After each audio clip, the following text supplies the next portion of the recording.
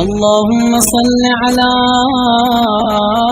محمد وآل محمد. اعوذ باللہ من الشیطان الرجیم. بسم اللہ الرحمن الرحیم. اگر کوئی شخص رمضان کا روزہ چھوڑ دیتا ہے تو یہ دو طرح کے افراد شمار کیے جائیں گے. ایک وہ کہ جو جان بوجھ کر روزہ چھوڑ رہا ہے، یعنی مکمل طور پر روزہ رکھ سکتا تھا مگر جان بوجھ کر روزہ نہیں رکھ رہا یا توڑ دیتا ہے اپنا روزہ. دوسرا وہ فرد ہے کہ جو روزہ نہیں رکھ سکتا اس لیے روزہ نہیں رکھ رہا.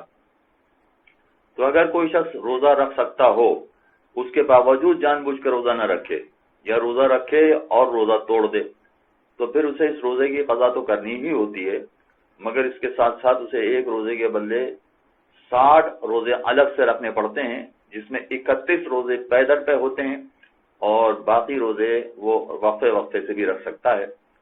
یا تو ایک روزے کے بدلے میں 60 روزے اس کو رکھنا پڑیں گے یا 60 غریب افراد کو کھانا دینا پڑے گا، آٹا دینا پڑے گا، اور یہ 60 الگ الگ افراد ہونے چاہیے.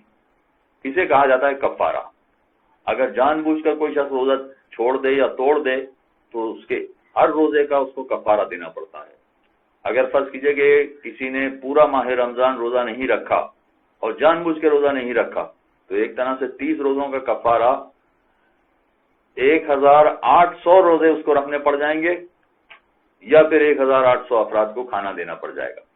البتہ یہ بات ذہن میں رکھیے کہ 60 افراد کو ہر روزے کے عوض یا تو 3 پاؤ آٹا دینا ہے یا کوئی خوراک والی چیز دینی ہے. اور یہ پیش نظر رکھیں کہ یہ فقط اور فقط خوراک ہی دینی ہے، پیسے دے کے کام نہیں چل سکتا ہے. ان کو خوراک یعنی آٹا یا کوئی کھانے والی چیز، اور وہ بھی 3 پاؤ ہونا چاہیے، 3 پاؤ سے کم نہیں ہونا چاہیے. یہ 60 الگ الگ افراد کو اس طرح سے کفارے کے طور پر ادائیگی کرنا پڑے گی. لیکن اگر فرض کیجئے کہ کوئی شخص ماہ رمضان میں بیمار ہے یا کسی مجبوری کی وجہ سے روزہ نہیں رکھ پایا ہے اور اس پر فدیے کی ادائیگی آ گئی ہے تو فدیے کا مطلب یہ ہوتا ہے کہ ایک روزے کے بدلے میں فقط کسی ایک غریب آدمی کو آٹا یا خوراک والی کوئی چیز اس کو دینی ہے. اسے کہا جاتا ہے فدیے کی ادائیگی. اور فدیے کی ادائیگی میں فقط ایک ہی افراد کو دینا ہوتا ہے. اور ایک فرد کو دینے کا مطلب یہ ہوا کہ اگر کوئی شخص کسی مجبوری کی وجہ سے پورا مہینہ روزہ نہیں رکھ سکا اور پورے مہینے کا فدیہ اس پر آ گیا تب بھی اس کو 30 الگ الگ افراد ڈھونڈنے کی ضرورت نہیں ہے. فقط ایک ہی شخص کو پورے 30 روزوں کا فدیہ ادا کرنا چاہے تو ادا کر سکتا ہے. اور اس میں بھی یہی بات ہے کہ آٹا یا خوراک والی چیز ہی دینا پڑے گی، پیسے دے کے کام نہیں چل سکتا. نہ پیسے کفارے میں کام آ سکتے ہیں نہ پیسے فدیے میں کام آ سکتے ہیں. کفارے اور فدیے دونوں میں خوراک اور آٹے جیسی کسی چیز کی ادائیگی ضروری ہے. اس کے بغیر نہ کفارہ ادا ہوتا ہے نہ فدیہ ادا ہوتا ہے. کفارہ اور فدیہ دونوں ادا کرنے میں کچھ شرائط ہیں. پہلی شرط یہ ہے کہ وہ شیعہ اثنا شری ہونا چاہیے، اور دوسری شرط یہ ہے کہ وہ بے نمازی نہ ہو، اور تیسری شرط یہ ہے کہ وہ علی الاعلان گناہ کرنے والا نہ ہو. یہ دوسری اور تیسری شرط احتیاط واجب کے طور پر ہے.